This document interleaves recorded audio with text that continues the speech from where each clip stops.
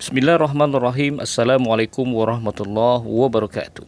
Berjumpa lagi bersama kami Bapak Ibu, masih bersama Kepegawaian KPR Channel.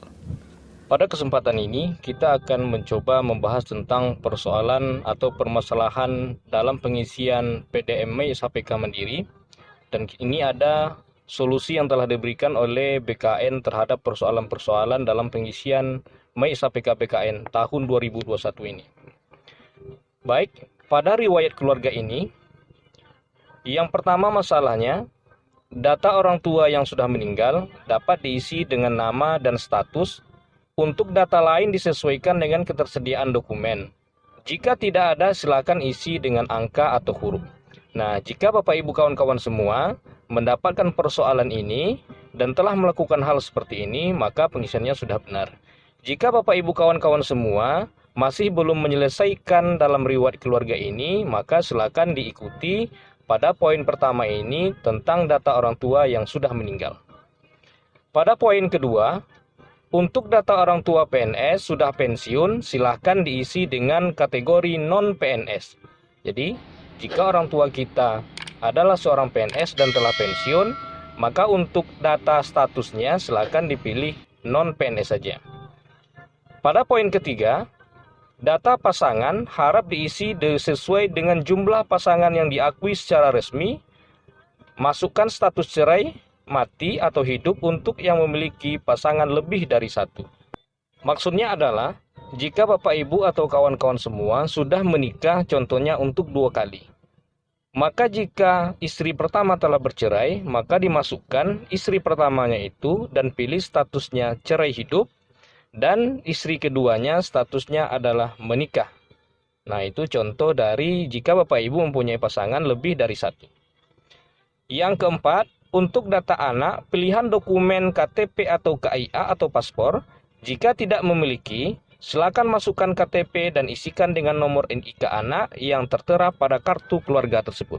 Jadi jika anak kita tidak memiliki KIA, kartu identitas anak, maka pilihlah dalam pilihan tersebut KTP atau KIA, dan nomor KIA anak tersebut masukkanlah nomor NIK anak yang terdapat di dalam KK kita.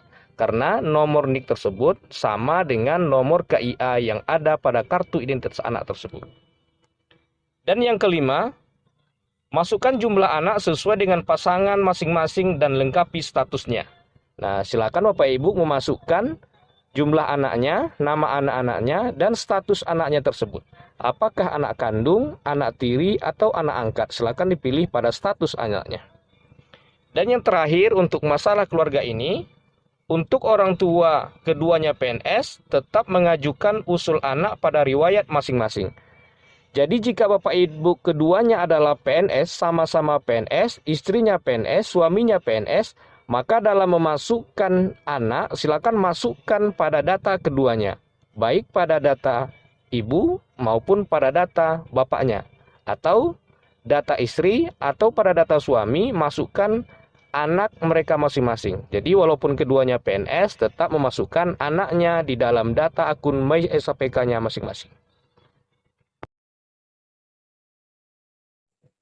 Yang selanjutnya adalah pada riwayat profil. Nah, ini ada beberapa masalah tentang pengisiannya dan solusi yang diberikan oleh pihak BKN. Yang pertama adalah, jika kartu Taspen, BPJS, NPWP, Karis atau Karsu, Tapera tidak ada atau hilang, atau belum memiliki, silakan isi data dengan angka atau huruf saja. Nah, jadi Bapak Ibu atau kawan-kawan semua yang tidak memiliki kartu-kartu ini, maka untuk pengisian di dalam MAI SHPK-nya bisa diisi dengan angka atau huruf saja. Sedangkan pada poin 2, data kelas jabatan adalah grading jabatan PNS yang bersangkutan.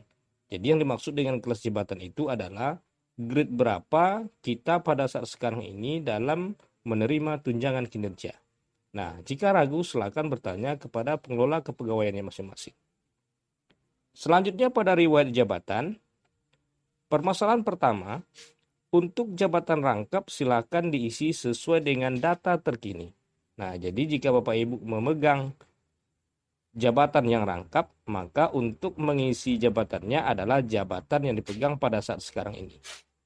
Pada poin 2, PLT, PLH, dan atau tugas tambahan jabatan lain bukan merupakan riwayat jabatan. Jadi bisa kita ketahui PLT, PLH atau tugas tambahan yang bukan tugas organik kita itu bukanlah sebuah riwayat jabatan dan tidak perlu diisi di dalam MySAPK BKN ini. Sedangkan poin yang ketiganya, untuk CPNS atau P3K yang baru diangkat, SK jabatan dapat diisikan dengan SK CPNS atau SK P3K-nya. Nah, ini pertanyaan yang banyak ditanyakan. Untuk CPNS, silakan diisikan pada riwayat jabatannya adalah SK CPNS atau SK P3K-nya. Selanjutnya pada riwayat pendidikan, pada poin pertama, untuk pendidikan yang belum diakui BKN tidak dapat diusulkan dalam PDMI. Nah, ini maksudnya adalah jika Bapak Ibu pada saat sekarang ini pendidikan terakhirnya adalah S1, tetapi telah menyelesaikan pendidikan S2-nya. Tetapi pendidikan S2-nya belum diakui atau belum disamakan oleh pihak BKN melalui prosedur yang berlaku. Maka data pendidikan S2-nya, walaupun Bapak Ibu sudah menyelesaikannya dan telah menerima ijazahnya, karena belum diakui atau disamakan di BKN, maka Bapak Ibu tidak boleh memasukkan atau mengusulkan di dalam isian MySAPK BKN tahun 2021 ini. Jadi jika ingin memasukkan ke dalam MySAPK ini, maka silakan dimasukkan dulu atau dihitung terlebih dahulu dan diusulkan ke BKN nantinya untuk diakui, baru bisa dimasukkan ke dalam isian MySAPK pada tahun berikutnya. Pada poin kedua, jika riwayat jabatan terakhir tidak sesuai dengan yang terkini atau bukan tingkat pendidikan tertinggi, maka koordinasi dengan Biro SDM untuk mengupdate tahun lulus di masing-masing tingkat pendidikannya. Jadi jika Bapak Ibu menemukan riwayat jabatan terakhir pada saat ini tidak sesuai atau tingkat pendidikan tertinggi pada saat ini tidak sesuai dengan yang Bapak Ibu miliki, maka silakan berkoordinasi dengan Biro SDM melalui bagian kepegawaian di instansinya dan nanti diusulkan ke pihak BKN nanti. Ini contohnya adalah jika Bapak Ibu pada saat sekarang ini sudah berpredikat S1 dan sudah diakui oleh pihak BKN, tetapi data yang tertulis di situ contohnya SMP atau SMA, maka ini tidak sesuai dengan datanya, maka silakan berkoordinasi nanti dengan bagian kepegawaiannya untuk diusulkan ke BKN untuk dirubah datanya. Pada poin ketiga, jika riwayat pendidikan terakhir pada MySAPK lebih tinggi dari data pendidikan PNS, maka lapor dan koordinasi ke Biro Kepegawaian atau SDM. Nah, ini maksudnya jika pada saat sekarang ini Bapak Ibu berpendidikan SMA, tapi pada data MySAPK-nya tertulis S1, maka ini adalah kesalahan data. Maka caranya silakan berkoordinasi dengan bagian kepegawaiannya untuk berkoordinasi dengan pihak BKN nantinya. Selanjutnya pada riwayat SKP, pada poin pertama, jika tidak mengetahui data TMT golongan atasan penilai dan pejabat atasan penilai, maka silakan diberi tanda strip atau tanda minus. Jadi maksudnya ini, bahwa di dalam riwayat SKP itu, kita akan diminta untuk memasukkan TMT golongan terakhir dari atasan penilai kita dan pejabat atasan penilai kita. Jika Bapak Ibu kawan-kawan semua tidak mengetahui TMT golongan atasan penilai dan pejabat atasan penilai, maka Bapak Ibu dibolehkan untuk memberikan atau memasukkan tanda kurang atau tanda strip di dalam entrian TMT golongan penilai dan pejabat atasan penilainya. Pada poin kedua, silakan klik tombol data SKP sudah sesuai per riwayat SKP yang telah diupdate tahun 2019 dan tahun 2020. Ini maksudnya adalah jika SKP kita sudah diupdate 2 tahun terakhir, tahun 2019 dan tahun 2020, maka untuk menyelesaikannya, pertama silakan diklik data riwayat SKP sudah sesuai pada tahun 2019 dan tahun 2020-nya. Dan yang terakhir pada riwayat penghargaan. Riwayat penghargaan adalah penghargaan yang didapat selama menjadi ASN. Jadi penghargaan yang dimasukkan di dalam MySAPK ini adalah penghargaan yang diperoleh selama menjadi ASN saja. Jadi sebelum menjadi ASN, maka tidak diperhitungkan untuk dimasukkan ke dalam riwayat penghargaan di dalam MySAPK BKN tahun 2021 ini. Selanjutnya pada riwayat pangkat atau golongan ruang. Yang pertama, untuk riwayat pangkat atau golongan ruang yang sedang diusulkan kenaikan pangkat periode Oktober tahun 2021, silakan diupdate data kenaikan pangkat di jenjang sebelumnya yang telah ada di riwayat MySAPK ini. Ini maksudnya adalah jika Bapak Ibu kawan-kawan semua telah mengusulkan kenaikan pangkat pada periode Oktober tahun 2021 dan pada saat saran ini telah atau sedang diproses bahannya oleh pihak BKN atau di instansinya, maka untuk riwayat pangkat dan golongan ruangnya, maka silakan mengupdate pangkat yang sebelum diusulkan ini. Jadi kalau diusulkan itu adalah 4A dan sedang diproses, maka silakan diupdate pangkat 3D-nya.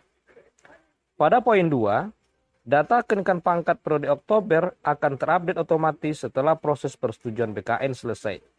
Jadi, proses kenaikan pangkat Bapak Ibu pada periode Oktober tahun 2021 karena sedang dalam tahap proses, jika telah disetujui oleh BKN nantinya, maka akan secara otomatis terupdate di dalam aplikasi MySAPK BKN ini. Pada poin 3, untuk kenaikan pangkat April tahun 2021, bagi yang belum mendapatkan SK dari instansi, dapat menggunakan dokumen pengganti atau surat keterangan dari instansinya. Nah, ini banyak ditanyakan karena di dalam MySAPK BKN kita sudah muncul pangkat baru kita. Contohnya sudah masuk pangkat golongan 3D TMT April tahun 2021. Tetapi sampai saat sekarang ini kita belum mendapatkan SK dari instansi kita. Maka untuk solusi ini yang ditawarkan oleh BKN adalah kita bisa menggunakan surat keterangan yang menyebutkan bahwa data golongan kita sudah diperbaharui di MySAPK BKN, tetapi kita belum menerima SK-nya. Surat keterangan ini bisa dikeluarkan oleh instansi masing-masing nantinya dan diupload ke dalam aplikasi MySAPK itu.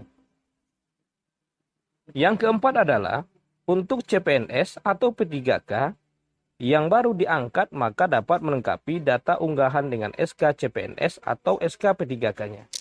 Jadi untuk yang masih berstatus CPNS atau P3K pada golongan pangkat atau ruangnya boleh mengupdate atau mengupload SK CPNS-nya saja.